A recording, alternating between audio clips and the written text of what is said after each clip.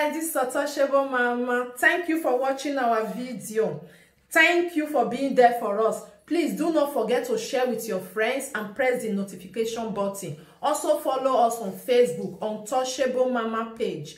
You can also see me on Untouchable Mama backup page. We are there for you. Thank you for being there. Thank you, one love. I appreciate each and everyone. Bye.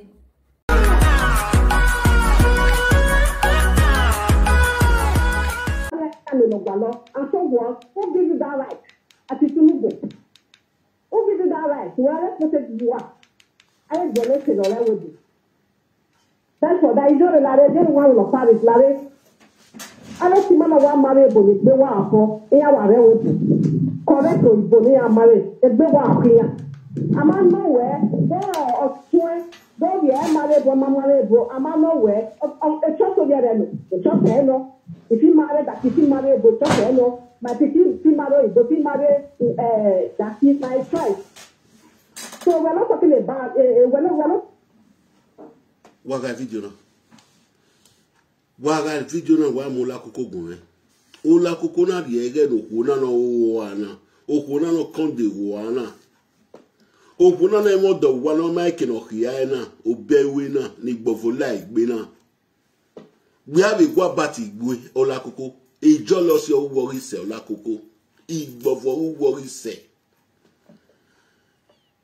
igbofo we se we man we ya obego no ma la koko because o man o kan yi gbe agamu we ria ni o kan yi agwa mu we ria na o la koko o man ya obego no ma we na ri ege no ku na no ya ro wi o la koko bi atama unu ye mestari we o la koko mestari we igbofo si we kan la koko ama ni gbo si we kan la koko unwe me no si ezo ma Frank Victor emu go si ezo we Frank Victor ga gu egun ina wo se mayakin ina wo makeke ina o wo ma gbon hin o la koko imegwe we ni Frank Victor gi we riuje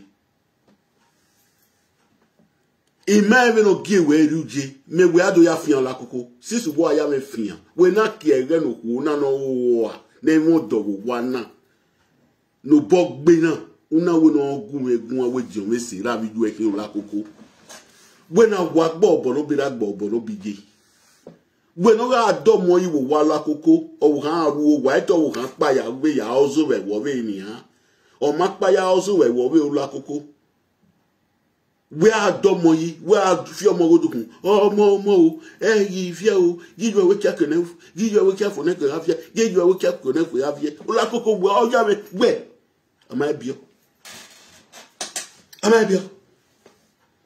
Well, ola koko when na yege no ko na no ya gumegun ame platform we bi atama we ujere kabu we in line with Frank Victor ina unu ye mestari last year a faith in ame la a faith of Scandinavia na unu ye mestari or see the faith in to disgrace we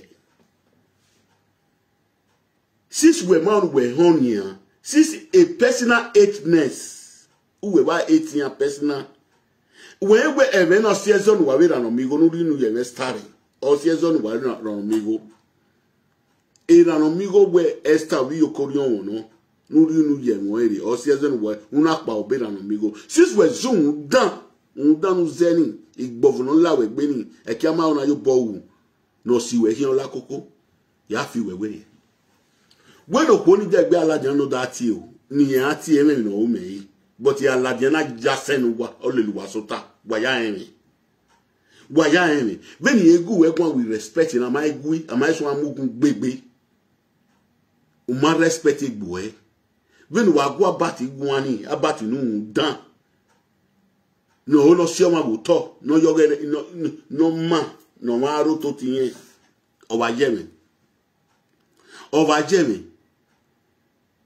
na la je na ola koko we me passport holder we that's the name passport e won so aboari ni o destiny low no ya sekino yina me am date me mam ya mami me be for 9 years amami me be when me social media ne since 9 years ya ekini e say date amami me be Bena mi me bena nia. You only organize it, baby. No, I Google la coco. And when I zoo na. And when I zoo na, no, I Google. Never win for 6 months. That's why I visa you may be. Opportunity ni women because you are winning for 6 months. But you win a vie belly. I actually visa no, I Google la coco. Who is zoo do my? Umami no come. Who is zoo? That be every blessed day was zoo. It be a galumu you what?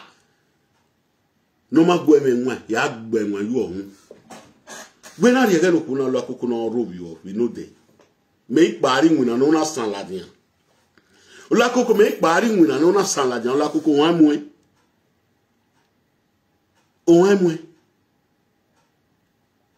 ola koko ma je me we de ku emu we imagine wan pe de ko de we you ka you no gu egun adu ahun Ika don't want you, then I won't wear the question you establish destiny. Una ye ladian. Abi will not frustrate you, we put neck be my honey. Name what double wa. No, you be a whole of Daffia for egg big bally, egg big king. Every adult bobolily. Every adult bobolily. Umaking la tigie, ori na tigie. Agboya will not so go now, or la coco no. Agboya we no so go na ogo me ogan no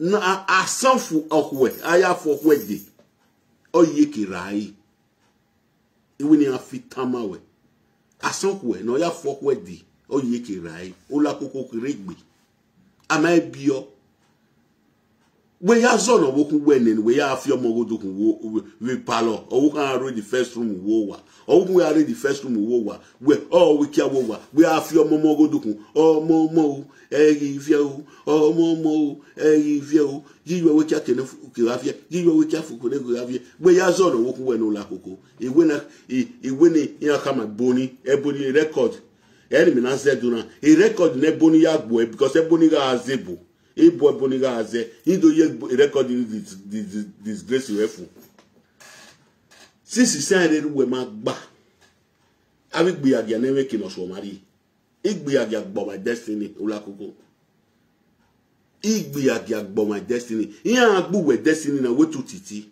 we to go agwa man of evil man of devil be frank ga agbu e ma mo push we ladia wo wa ina we ladian gbena we ado yi mefian gbena we ado yi mefian o ma ka ma bi ko ni no call ye platform we anyway e dadi atiti na hin we no wa tani we ni rinu yi we ya ri ni o ma ka mi ya wa o ave no wa na no ma no you bow no gwaliga sha wo kan only bribe no gwali bribe lele wo ya kan usun we de na woruwa we na ri ege no ko ni ya go megun ala koko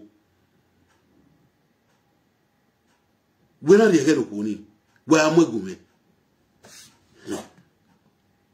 talking about that one oluwe le e lo ka fi ye da hunu be gwayo ijore ijore gwajo ye gbe we na wa you hide yourself okay okay sorry era na so robe izute ubaga ebo mi mare na nso wa to pake obule na mi wa aje ijo pro we wina ni mama blow bi dia we wina musalu wa ya wina aye dede wa gbin ajo wa ni yaho okay I know it Avec, moi, je presse à la curtain. Ola Koko de flag my video. Ola Koko de flag my video. Moi, je presse à la curtain. Because now the work when he left that. Now, Okele they do for Okele that fat man with belly big popo. With belly big. Like person will swallow a for belly. That man, I flag my video. So, while we appear like your two, was showing. The Facebook now recognize it. Okele. Ola Koko te weno bena. Wa flag video me. Wa go appear like your thing. Wa go appear like your thing. Yeah, my ben we go na ko na. Eke o bogbo na. If they talk alone, you know say frustration there for their body. All those type of woman. If they talk alone, you know say frustration there their body. You know, say Olakoko I as the red because my frustration. It not meet up to the matation. But if Egosa or say, you know, see that as Olakoko I the red. Yeah, but the pepper Olakoko, but the pepper. But I not more video. Oga say no sakai. No sakai o de. O say na rule ya magbon. Ama fewe wo we afewe wota. Ara we mi se ariye wota. Ara we mi dan ariye wota. No di yin mi si ni menyi hia wagbon. Ma bege hia we be mi Olakoko. E man me people will never take my eye see for high. Now only phone with the talk. Some of them, whenever I have video call, they borrow me 2,000. They give me 3,000 when I take fight my document because the good character when I get. So Olakoko, who see your face for her? You know, say you not dey happy. You dey butter. You just say I'll call you, can't give you money. But if you do any respect, as I talk to you, rich, before Olakoko, Esther come out for dance, go sing. I don't talk to you several times. And an amigo talk to you, you know, yeah. I talk to you know, yeah. Many people. You don't see your friend of Bass waiting for Italy. If you be better picking Olakoko, as your friend of Bass come out, so constantly talk. You get sense. You can't come out yesterday again. After I don't make video. You say what I go do. I never want to come and play video audio snap. But they not say attitude no good. This kind of character will they behave. Now make Frank come disgrace you for this live video. People want start to tell Frank, they say because you give Frank paper, you give Frank paper. Frank no sorry, he not get Frank not get. No, now because of your wicked acts, your evil acts. I want to go clear to the world. Now you be bad person. Now you be bad person, Olakoko. Because Frank talk to you several times for such, you know, hear. Let me Frank can't disgrace you. When people call you talk saying that you be bad person. I want to make people know saying that you be bad person, Olakoko, down. Imagine someone build you. Olakoko, it's good man you shame. Not be say woman when you marry for us now, go outside, go also. You know, go outside. They say house, we with a day. You go picking for her for parlor. Your woman, or you go with the knocker, book with the knocker for house. You go the throw picking, go up. Picking, oh, momo, if you give you a wake up, give you a wake up for next to have your Olakoko. What you go on? Now you see the talk of public. And you know, ashamed of yourself, Olakoko. Umami no tamawe, I do tamawe. Imagine just want, I never start to talk with you. Am I can make better way? Imagine one tie. Since I could be omwe venu we, omwe staff venu we, I could be omwe staff venu we. Uwe adek besi akobe ade abi. Uwe adek besi akobe ade social media. Many egwana yamayon. Wamaiti and wariela wa. Wamaiti Olakoko wariela wa. Og by me ban. Nekwe muna no fi omo godukun wi palo. Omo if you give you a wake up for neck have give you a wake up for neck have ye where all the gumegun when Olakoko babo wa weji he come inu yo bogun weni when he come anyway with video suenia una woman prove me prove ne fit ya viogume but no wokun we ya gun aki ye fit okun ya gume inu ya wo wa no ya imia when negi disgrace we no la atitigun imia e ya go me when I mark it na yo bo see why when is ofunia even me equal of buenania ya wa no is ofu who la dem live video who do ka when that it umwe style you talk who gwa ken style gwa kan me destiny bag wa very yo even yeru kmogwe aga bege social media na Olakoko Avi gbiage no support we gbiage we mi se ku na no wa don papa we to ku na gun o ku na kolo the pressure ku na je wo wa won o ku na o ku na ekuku ba ye rizin eju we be dia mu ne mo ni me na o ku na ekuku ba ye rizin eju we be dia mu ne ola kuku do my we need to tama we ona eri me okay na ka se makeke de na yo bona dan yo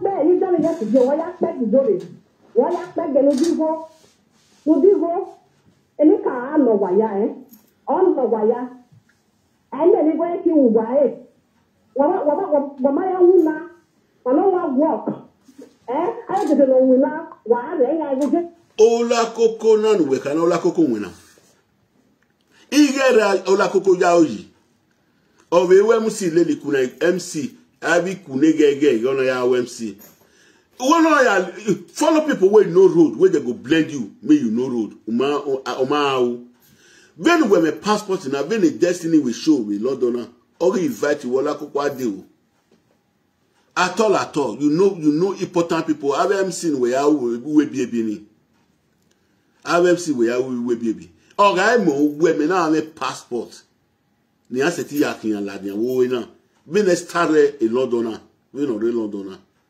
we ya bi gese yi me seti invite ya di gwale ho yi passport we invite ma bege deti me mo ko wa ni abi na gwana deti mo ko wa be ni bege ya re wana igbe ni ya rule ade na je wo kan me rule ade na je no si abi esi ewu re na ali si ewu na alisi ewu na solo no sileri then invite yan de only the food na ka wa kin be stoning na ka kin be event ni ika mi go me na ola koko uzu ogbe akwa mi okuru gbe yo wa imo ni ede de gwo ni gwan o wa oga mi no manu e because me re do gwo kan gwan na o kan ga mi no mane bu no advice we no do no ye we start ma we gui ma uwe gula koko investor with destiny bag working season ma uwe o ki an season bi no katibi season no pe yi ni franvito na woni ma mwezo fo ni franvito na do ka me woni me e wona ka woni we ewe o ki an de gbe season na investor na season even if you come out any why no man we will like them live do come agbon we no dey prophet atiti ogo so ni star ogo so ni enwa let's start pe be ni in your best star wa gwa ni no best star me enwa no pe be ni o ga sun wu ya ka be feti won ya ti feti was of Scandinavia ma e feti wa gun ya ti eban no send e gun oni me here oni latest album ni ya pe nu wa gbe ula koko sisu gun eni sisu we ekara tosi ekonu dan omo adiagun ekona ya dano wa edudu ele Frankie Frankie is the guegwan o ma onu Frankie na do disgrace we e ma ke kan yawo nu da ori passport ne ge guegu mi dan o nu da ori passport ne ya travel ne ge guegwan mi dan o egbe na di mo fi bi wo e ma ji ko ene o ma o ni mani gi gwegun e mani agwegun odo aka we ya tin ya ti do wikia ewe na ya nu da ori passport no yere ni ya do ka we iyan na ga ka we o no ori passport ama wo ohun dan lagwe o la ko ka ma wo ohun dan ya do ka ma gbon we nu ya ohun dan e si to good respected boy we na de again ku na nu dan ne mo do wa yo wa na no yo biegbe ni yan ye ki agbe vavi na una de again no gu no you no e toli tata tutu yan we for 1 hour me maka me the video no dey hard ken me miewo ken we na da kaso e o ma ki call me we ni again for 1 hour na o ma do call me we na we ni again for 1 hour e make it down we na 1 hour make it down we na unu e you na 1 hour 2 minutes na down we wa re ya go yakpo jore nu gwangwa wa gbon oju no we ya ta do big jag ama de big jag ya oye ti ma I know water ya go de jore no sadua I know water wona mare bo na ge like we na o ma ti wu na o ma blow di black i jag you must have to come in, or my boy, when my yakale my back set. Uma kale my back, Jory. Eh? We know asani madam. Abu we aje eve denena. We know we asani madam. Abu we aje eve denena. No onyo imumeri na no mumeri kinuna gwa kanwe kuna. Wa wula koko wa do sun we denena. Wa do platform wa ya pari wona ne wa be sun. But Saturday Sunday ni yaro wa. Ola koko kian yere o ti wo bo me. We no gwa na maka me kan we. Ola koko kian vie yo. Ola koko we kian mu yo. Ye ze gbola koko we la jo ke la jando we la jo gwori. O den. Emi ya gwe me ya ri yo. Emi ya gwe. Ne ku emu na ola koko ne ku emu na. No domo yi wa du se palo. O kenga we kiawo wo domo yi. O fi omo odukun. O mo yi fi o. Iba ti ni o kan. Wa ti ni o kan ni je Josephine we kia fone ko gavie. Je Josephine we kia fone ko gavie. Ne wa ti ni o kan ni aso ni o kan yo. Ya ti fiti bani ati ni o kan ma me. Iya ti ni o kan ma me ola koko na. Ola koko no sun ngura. Gbena di ero ko na ti owe di o wa dan mi. Me se di o ma. Me ke di o ma ne wa we ola koko. Me ke di o ma ne wa we. Sis we onu we yi me fi o ma dan. Nuna respected bueni, nuna dano wa. Ya bi kama gbon wo ma dano ro la koko. E jo lo si ogbuwe kiana la koko. E jo lo si ogbuwe kiana. O kan sote we no kan ki gbegbe akese, ona to gbe wa to si wo wa nu weje. Uma mi bebo ya gbebo. Uma mi bebo ya gbebo. E la video we na we ado mi bebo ya gbebo. E la video we na do mi bebo ya gbebo. Beno wo ku we gbegbe agase e to ya gbe ni travel ona do gbe wo wa nu weje sote owo ku we e we ara we iyan ga mu ewo wa we afi omo godukun Joseph mo je Joseph we kia fone ko gafie je Joseph we kia fone ko gafie ola koko wo do gume ko ana udogu ya yiri mo 7 days inwe ya yiri mo 7 days inwe itare woman no you can we start we were not personally we ola koko ima onu sunu start a platform we ima onu sunu destiny platform we de gbe repeat ina e ti same you know ya ta e de gbe repeat ina awa gbon ya gbe niyan e de gbe repeat e won that have gbe but I'm warning you to remove these people maths in your platform because you are an irrelevant child. You are irrelevant child. Uwa ufie wanji. Enwero pa egwu ola koko. A tactic with society starts. Tactic. Oh yeah. Eba no mu gana. O ma na do ka ni agba iwe. And when now, why am I go here? I used to be my color, but it's a job. Oh, no, lie. Well, you attack you. That's who wear. When Master Kuman worship that way, you're a master. Whenever I went to a master Kuman worship that, you're a master Kuman. You don't know now. You're a master, eh? You're a social media. All a master Kuman, Abby? Eh?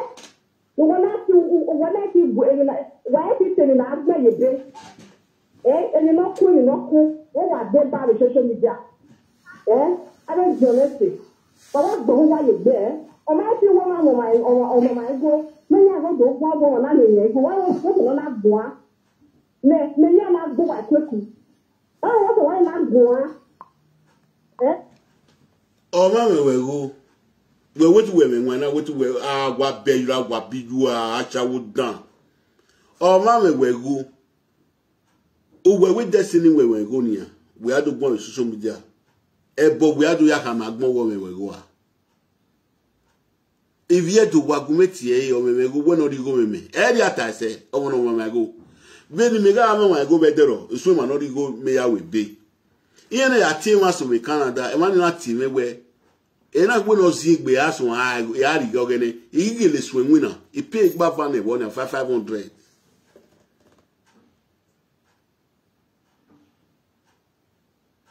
we mi adaro wi me o me daro wi won no rigo ni menia ido la de so atebo no rigo ni menia no ri boro me go ni a in our no talo man na we no ziegbe ya pe goge emi na we na heme wa kin ni mi ahion the person na rigo na wa no ri egume o ma ye rigo meti na we na go na police la we ni police involved in it but it is when winner e pay gba van go 500 beru gba to ya we ni na we e destiny when wa go na da tie bo na ruwa bi ju wa ni area ya keke na ya we mi ya we wetu we go agun na we mo na setik me na mu ye be me ma sin èmi na gbe yi moto me ma ya tie me ma sin ade ti me sin ni a egbe na agun amadan uke egele kan awwe no mu gwe yo gwadu we won do me nwa sa awwe ni zuwa o pe we bi na ogun ya gbe o pe we bi na madan ogun ya gbe because o pe na ma set control no o pe ni gbe agiaga control no me ni o la koko owo kun la koko control la koko no la koko na zuwa na eri we mi je madan awo da njore ya wuna dawo na ifi ma egbe aje emi yawo wo be ti apa abobo o wa pa abobo ya pe aye gele ki because ya mi go nuwe ata na ara ya o na ni ya gba ya kele egbe ajo wala o mu yawo ya so fa yi na ifi ya so fa jo area ola koko non we support na area bi gwa lo won gbe yo area of equal on odo egovio ola koko worse is about or worse is di na we destiny for my go ola koko worse is e ya iya we tak be gba wan iga si Kenya rokpa iya ika bo understand ya ika bo view ya ike do disgrace ya ola koko segene ya disgrace me wa disgrace we ma gbon so uma onu respect gbo e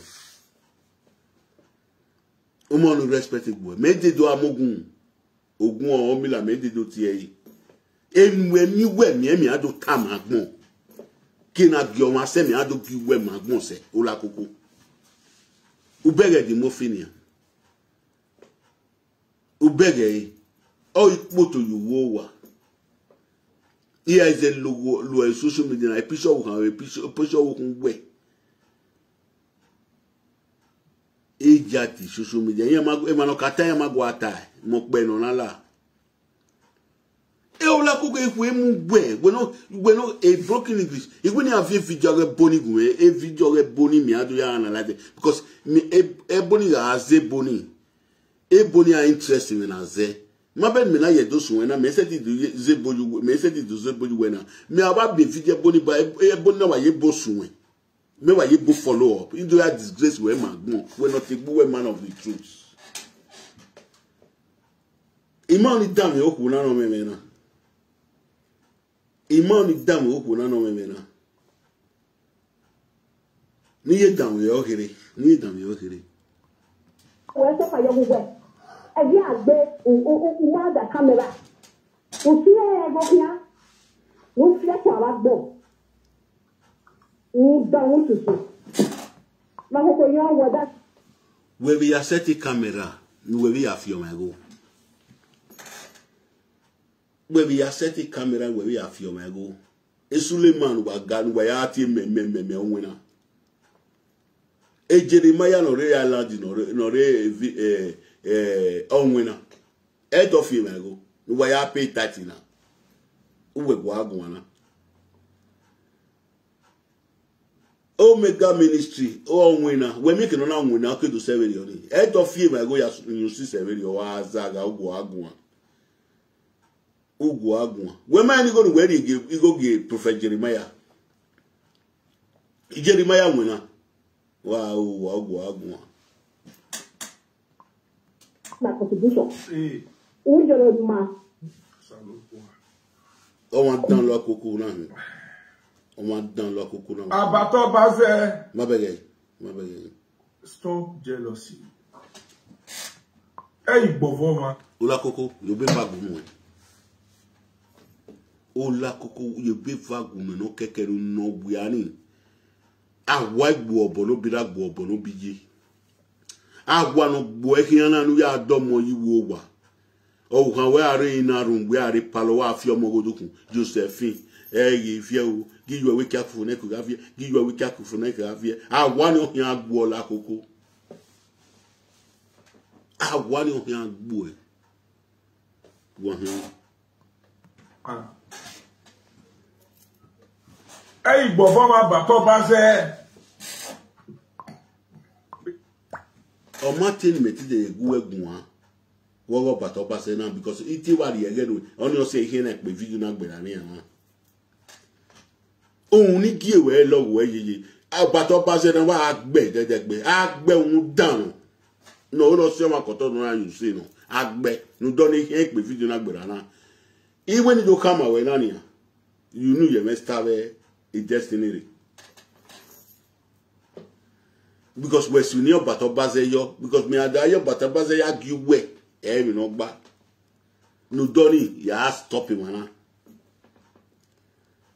because me here say ti Abato Bazé ni me wu dan ori awo no we gbe na ni me here say ti da pe yi oye ni mi da de Abato Bazé nu dan level oye mi da support Abato Bazé nu dan level ono se yi na pe video ni gbera ma ni ya fi owe boni gume ni ya fi owe boni gume ni a pe ni adu ya guwe la wa wa like wa lawa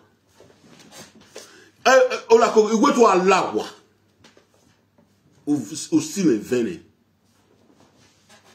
o si me ven e ma no support we ni alade ha e ma no wa support we ni alade ya do giwe ma gbon wo ma dan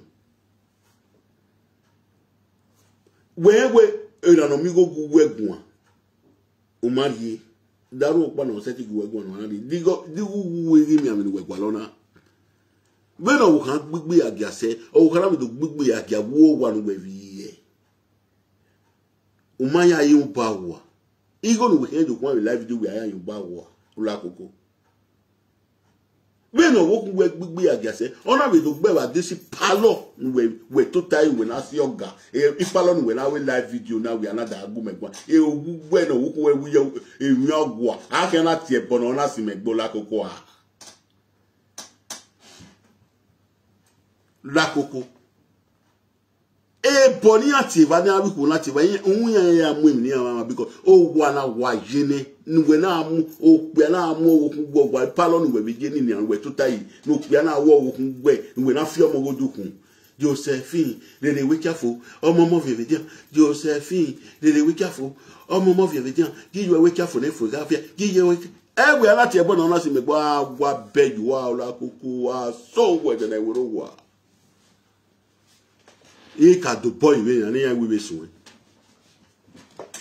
ni e ka do boy na ni ya we be so e ka do boy ne no da Abato Bazé no ro we na because me to make am one we Abato Bazé un dan no we wo un we susu Abato Bazé me to make am one Abato Bazé ne iye we ta whether o ko ni Abato Bazé mo si ki me o baba na mi aka un dan Abato Bazé ki no wie do ma hin no doni yi kian we ni do gbopan yo we gbe Abato Bazé do ko ni ye tie bo ni gbe o we ye tie bo ni me we video na no do Abato Bazé na ya da pe o yi ni da de Abato Bazé ya do boyi wa we na gwa le video re boni gumen video re boni ne boni e boni zebo. Hey, my first daughter. They don't quit marry any me aba marry. Other mommy lecturer me here no me any lecturer. O wa titi gbon o ma gbon subi o ma o gwa gbon ewe egwe gbon ma ya Jesu ku eboni gbon ma ya Jesu ku eboni. Ime go ni han Even let's lost in Ekwe. You tell me, oh, no, you are going Nakuko behind Ekwe. But I on your moment, I want to view video already. A video get boni ni de ya ni adu ya disgrace Olakoko. Waya wesi like I love wa wo waya wesi. Waya wesi. We na Olakoko, no mind egbe na. Na when I we yon or you we yon webu.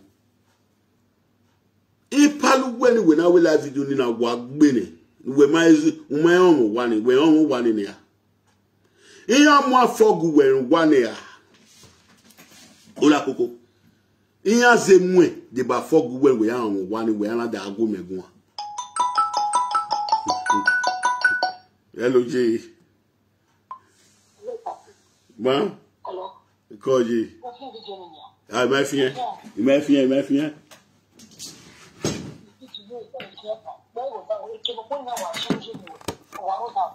Okay. Kilo na sunu ye ni me wa oro da o. Okay, then share without. Then share without. Then share without ma.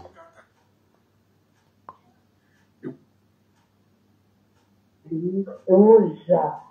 No lava. The man was to non it me. The small why am I was to the I was to done. Who take a carrier me? Oh, go. Madam, what bed you are, I worry. Hey, I will share without me. What you want come with them? Me over fearful no whenever. Ah, what bed you are. Oh, la coco, sit down. Oh, la coco, down with mine. Oh, la coco, down with mine.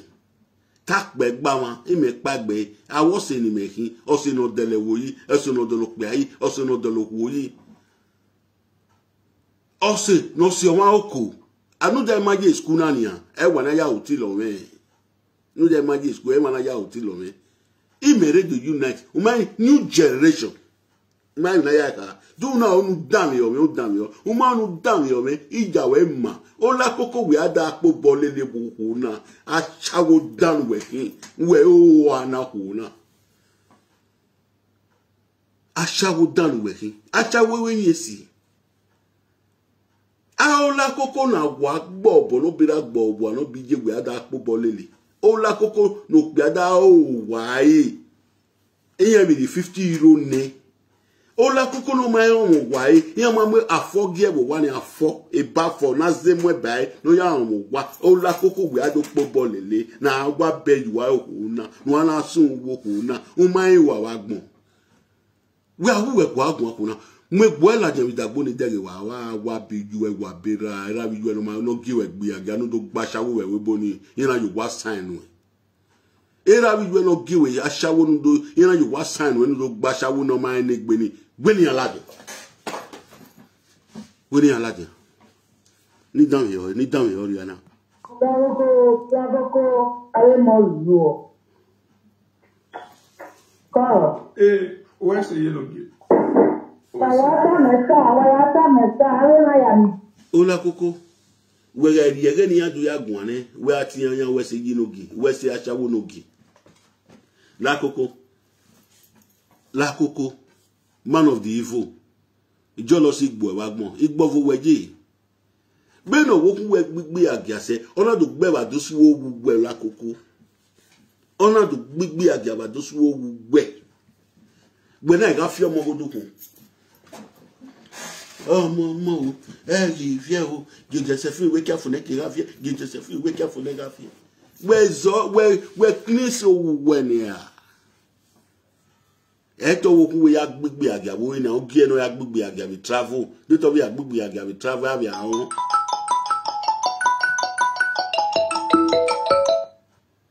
Hello. Good morning, Laura. How are you? How are you doing? How are you doing? Do? Are you? Do? Other side. Other side. Eh? I'm fine. I'm not. I did for afternoon work this week. Other side. How you work on you don't go. You don't go where I see me go. I'll call you back. I did for live video, Laura. I'll call you back.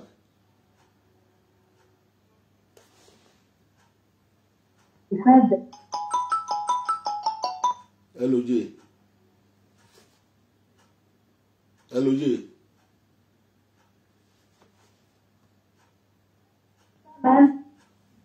Oh, God.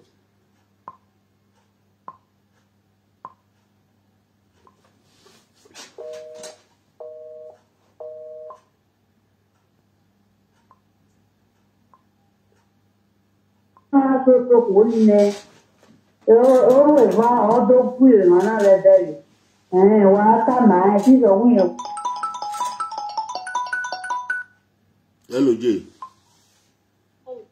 Hello, call you.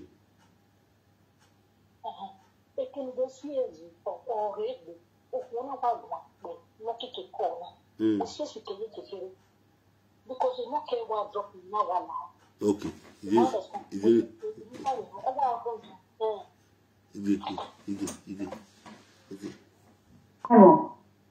Abato baze. Stop jealousy. Not bad. Hey, Bobo man. Not bad. Hey, Bobo man, Bato baze. Any cat I see from the beginning, it went why I'm the next broadcast. Evidence, a yarene. No yalo timana, ni lewe boya so, yana ene, destiny ene star. Evidence. Iya giyanwa. Ni yana so we ana laya gbebe agbon. Ni yana so laimi, ola koko kuweki ya yes wa yeso laimi. Evidence of Buwavian. Evidence of Buwavian. The evidence in Yame. O ma giyanwa. Veni mejenania. Awe Zion mitire wa maya deba. Iwo go mehian. Iwa ogbiyan, iwa ono gbumi amese, ogbiyan. Iya ma se no deba meeting na ya deba meeting dem tu wa we yan deba meeting o. O mi wa we yan deba. Iya ma se no deba. Ama se no wa daze. Ana we na ya wa daze. Emi etemi, ami ewo la koko. Onyo se na gbogo meje gbe. E ma so gi iya ya momi go ya fiwiku. Ni me ya momi go ni ya fiwiku ya ru wa me pa yuware. Emi etemi unye iwa no gbumi amese ogba bi ko na ru la koko. Inye no gbumi amese ogba bi ko na di na ade ba meeting. Iya ma se no de ba meeting. Ade boyan ti we mi ake ya de ba mi. When I did by meeting, when I go na ru advance na ru ya when I we meeting ni. Ya ari turn ni go ni we de gbe. Abu wa mai. Ari turn e we de gbe. When I did by meeting, ana de una de ba ni osusu baba na. Osi baba si gba o my set is there. No we ka ze ari turn e we de gbe. Ogbeni. Do wa mai no wa. Ovie do se he I know the truth of this matter. When wa won ni ahu waya olakoko oku na yan we se ko down. Yes. Ni ya me yago. Ya do ka ya vie ya la dia leta. Oko ni record oku na. Hello. Hello. Iko ye lo bi. Your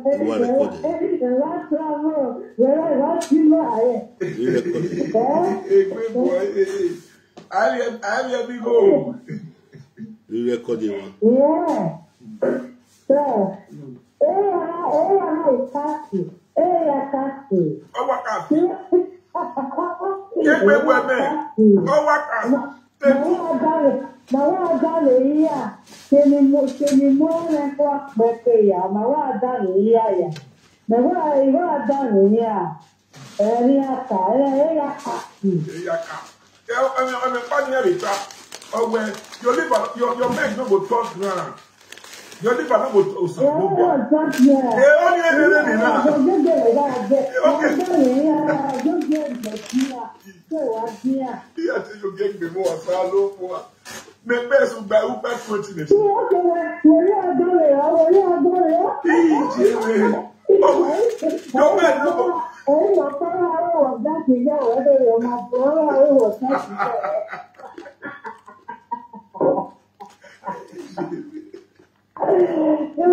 Okuna no wa mu flower go me na wa mose okuna. E love ni e vie okuna wa mose. O ma su gbo e fo but okuna mose no. Erona gwa mu yiye e bege e kele wa bege wa mose wa shan. So abo ade ba we madam. Ada o da o ami. O la koko nu ta. No jagwa mo wa area. No ma ya kristo wai. O ma we le ra bi je egbo e mo afogin wa ni aze mo bai. O la koko na wo kan ra mo pe ade wa to o ya wo kan gba plan ya. O kan na ri e wo we ya gbegbe aja. Gbegbu okuna mo segbe okuna mo se re o nitori eyo wa. Ihe we yan lele me. Ihe we wego. E poli no ro ni o we yan lele me. De to le la titi ni o me visa no ya ari wa titi. Na fi ko mo agbon e. Iya we e ko e. But a video re boni no ro me gwa lo. No ya disgrace o la koko na e me we na fi yogu me re boni je gwa le page e kilo da de make no gige. But yen no je suku ni e boni no je suku o ba gbon jo o la koko o ba avi ya of yogu me. Iya disgrace e we na o la koko no ma na o e ba wu na ni frustration. Bueno o kan gbegbe agia se o kan na do gbegbe agia ba dusu o wa. O ma me bobo ya gbebo. Ige la video we agbo egbe ya nsi. Ige la video we ya nsi. Sisu o ma o respect egbo e. Mo do tama we no la na gbon ga yin agbon bege egbe mata tama we. O la koko we ka mi ani amemu egu we emu achis wo wa. Aga kokere ne degbe ha ile ebuche achis. De by bafo. Afo. Iya mugu ni we ya mugu ni. Ogwa ni we na no we we mo ya you photo bi adi ogwa. We afi omomo wo ogwa. Omomo no kikini we mi wa fi egodu hu. Dios mo Di Josephine we care for neck ravie. Di Josephine we care for Di Josephine we care for neck ravie. We clean one we another go me one.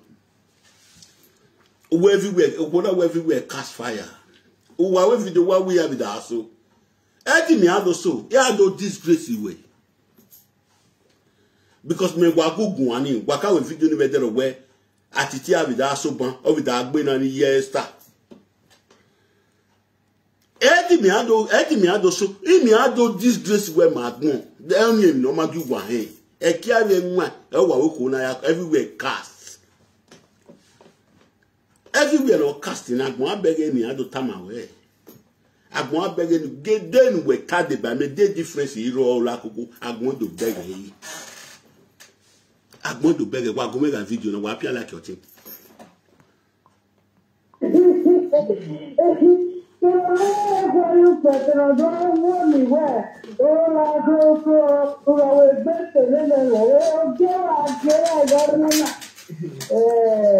The one sort of thing you wear.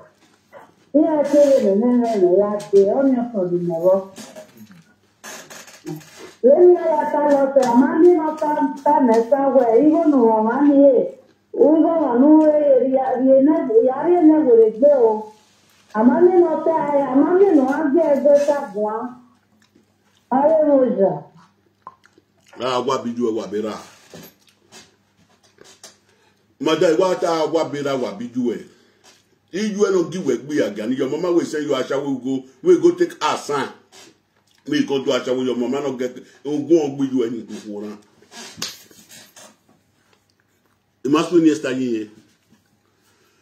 Anybody that we Esther may go, when I mean we go, what did do explain them? It's your work call Esther. It's your work call Esther. Yeah, no, we come and you go in. And we don't call me where I'm a Besta or Destiny platform, man. Even no women normal. Eh, destiny my view, my Lawebo.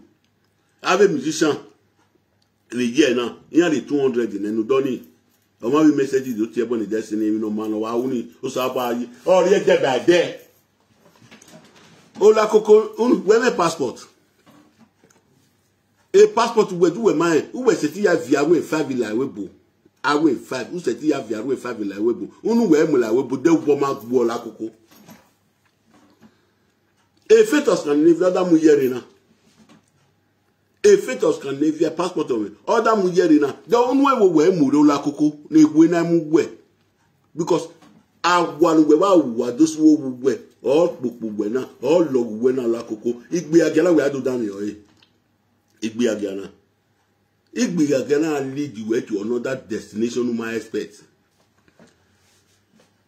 It be a gana lead you to another destination or born. Bueno, cosa de call if you were not any.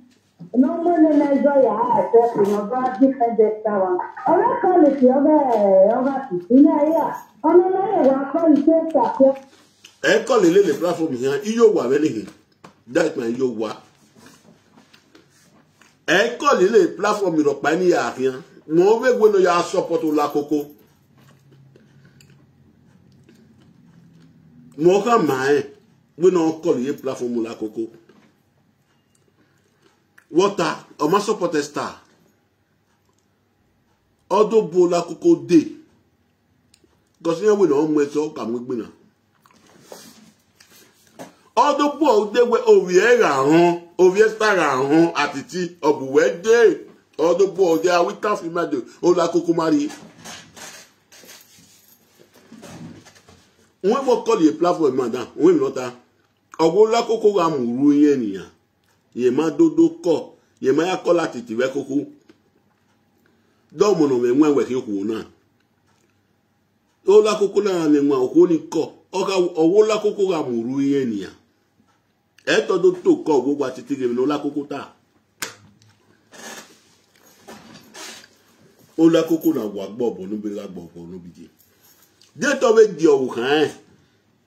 Obi a momo gwe Okan wukponia. Obi moto momo gwe Okan wukpo. Na we mwene. Obi a luga. They told me moto mo Okan. Momo gwe Okan wukponia. Na Okan mwene. Obi a luga. No wuki na wa mokbe a jo winye. Yina ga fie o momo go duku wipalo. Wa dam yo. Ya do yo momo. La wa everywhere 20 road yard of your momo. The yard of your momo the yard bola coco. La coco by rufio boy. Why everywhere 20 road? Why the 20 road go wala? The yard of your momo the yard bola ola coco vino ola coco ya wela. Ola coco broken English me ado yazor. Broken English ado yazor la coco was it? Do us want to about do. We kill like do when Uyo momo ya debe chino 20 euro wa happy 20 euro ya do uyo momo we no la koko ya fi omo go o kan ga we kia wo wa o kan ga we kia wo wa we no la koko ya fi omo go do wa ti ni o ko la koko ni aso ni o kan yo ni aso ni o kan yo eni ko wa mu ni o pa lo kan ni Josephine ọmọ mo Josephine we kia fu ne ki ga fi Josephine we kia fu ne ki ga fi ọmọ mo Ijwe ga we careful ne or the 50 euro me o. Ijwe ga we careful ne or the 20 euro me o. Mo ifie o. Josephine we careful ne ki avie ola koko. Ya do we momo na ti gbagbe. Ni ya ki a travel ni muye nya na hi afi moto. Ni muye nya ya ki avie, ni muye nya na hi afi moto. So ya do we momo ni aju ya gbo ola koko. Iwe ni wa do kama we oku na me deze oku na yo me oku na ho o me oku na me deze yo unu e wore ma e video me na wa go pe like to wala o oku na mo se gbe na shit mi oku na mo se gbe flower lo mu yo me yi ona ya mo na BSc wa go we ga video na ide gbe de wo se pe me ya gwa le video boni ika agwa le vidie boni na igwa lo kenaso ade ma vie na so iya agwa le vidie boni hia na boni na ze broken english ni our first daughter no na ze broken english ni ono se me na agwa le video ni ade iya do wi omo mo be ki ola koko wenu ya afio mo ri palo wenu ya afio mo go do ku ri palo we ya do gie ma gbo ya do ye broken english die ma gbo we ale lawa we an kuru gbegbe kan ni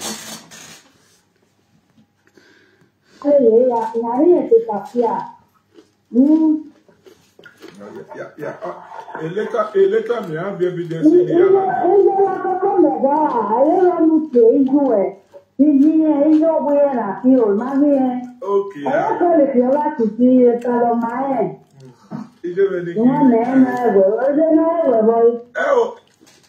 Ubego la koko kama we ni yan we ma na owo yin ni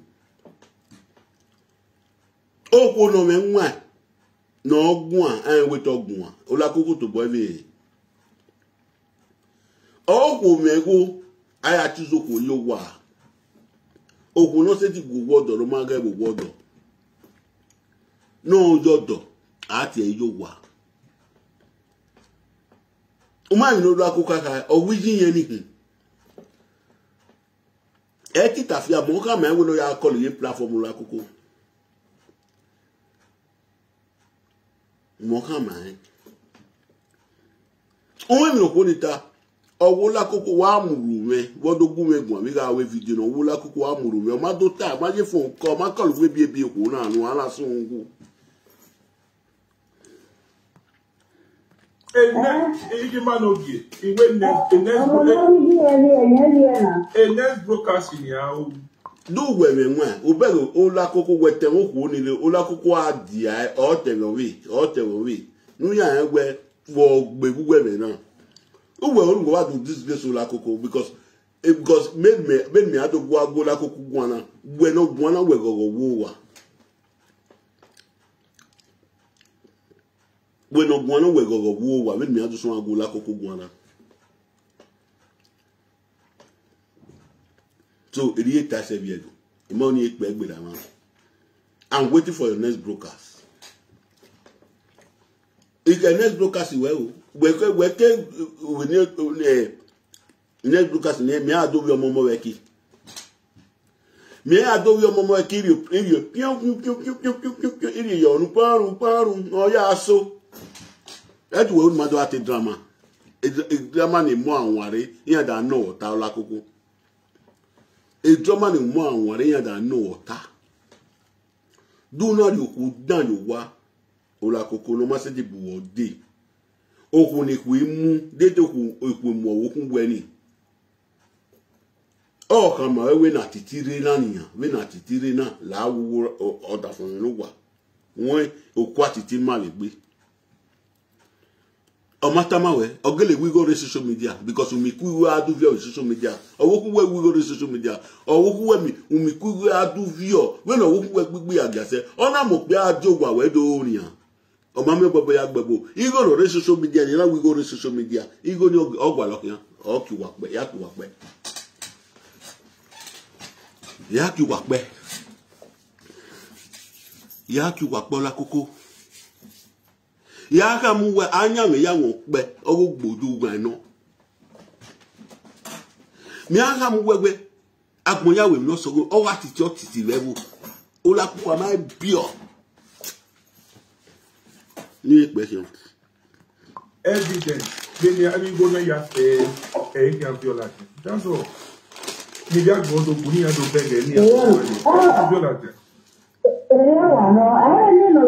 Deti agiyan abiku ni na weke ewu nwa gbangbo na ye ola koko a mugu for match up na weke nwa gbangbo na ye na we ewu nwa agbo na ye ola koko a itende de fois nwa gbangbo na ye itende de fois even in this one need this one correct one itendo ya fefe need this one correct one mano we never level no jealous we na about bato bazeyi awolo centro no momo yukpo na ya mwenwene emo ukpo eni mare dogugun abewo de ba we no fi omo godu kun wo wa